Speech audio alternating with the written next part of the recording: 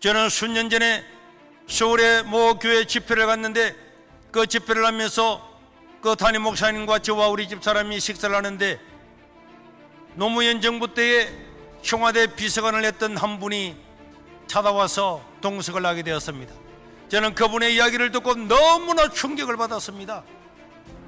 충남 도지사 하다가 여러 가지 문제로 낙마했던 사람이나 또 여러 가지 문제를 일으켰던 조아무개 법무부 장관 했던 분이나 이런 분들이 청와대에서 모여서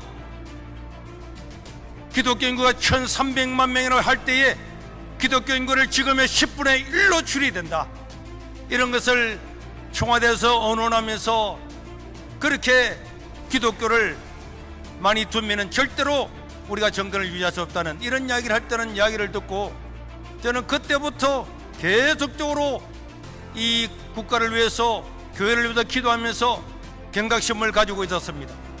작년 4.15 총선 전에 지금 통일부 장관이 했던 이현영은 총선에서 압도적으로 승리해서 종교계를 개편해야 된다고 이야기했습니다. 여러분, 자기가 뭔데 종교계를 개편하겠습니까? 저는 청와대에 있는 주사파 이름을 한 사람 한 사람 검명을 하면서 이들을 절대로 국회에 보내서는 안 된다고 설교를 함으로 말미암아서 선거법 위반으로 조사를 받고 경찰, 검찰 모든 조사를 받고 여러 가지 고통을 겪게 되었습니다.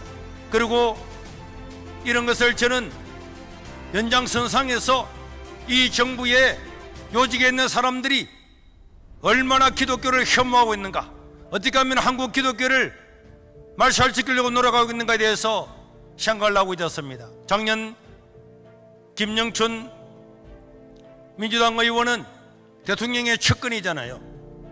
그런데 코로나가 왔다는 핑계로 코로나가 걸릴 가능성 1%가 있다면 모든 교회를 폐쇄하고 자기들 마음에 드는 교회만 허가지로 교회를 열어줘야 된다, 이런 것들 자기가 대통령에게 직접 건의를 하고 그 다음에 문광부 장관에게도 그것을 압박을 하는 것을 국회 질문을 통해서 직접 들었습니다. 여러분, 우리 교회는 예배를 드리다가 폐쇄된 당사자입니다.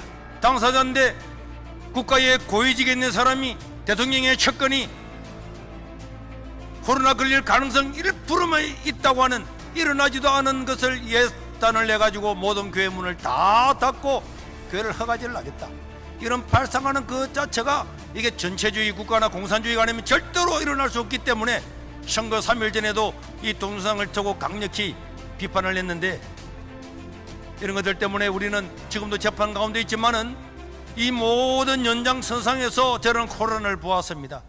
예배를 드리다가 정부의 방침대로 하지 않으면 경고를 받고, 경고를 했는데도 예배를 드리면 10일 정지하고 10일 운영 정지를 했는데도 예배를 드리면 무기한 폐쇄에 들어가고, 폐쇄에 들어갔는데도 불구하고 예배를 드리면 교회 표지판을 뜯겠다고 하는 것이 감염법 49조였습니다.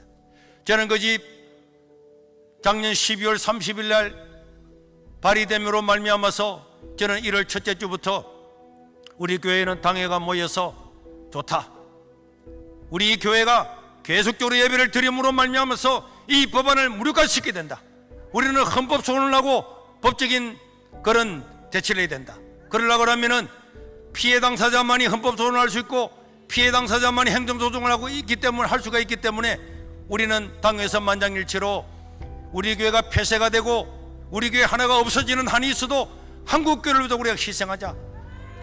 만약에 우리가 잘못되면은 저는 여기서 책임을 지고 교회를 사임하고 내가 목회를 그만두겠다.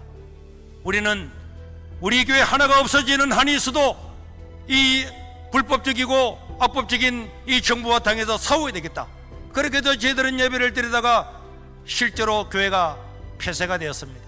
교회가 폐쇄되고 난 다음에 모든 공중파 TV나 라디오 모든 언론에서 우리 교회를 완전히 극으로 몰아가고 우리에게 고통을 주었습니다. 서울에서 5명도 모이지 못하는데 여기서 1000명이 넘는 사람이 함께 예배드리는 광경을 보고 완전히 우리를 매도했습니다.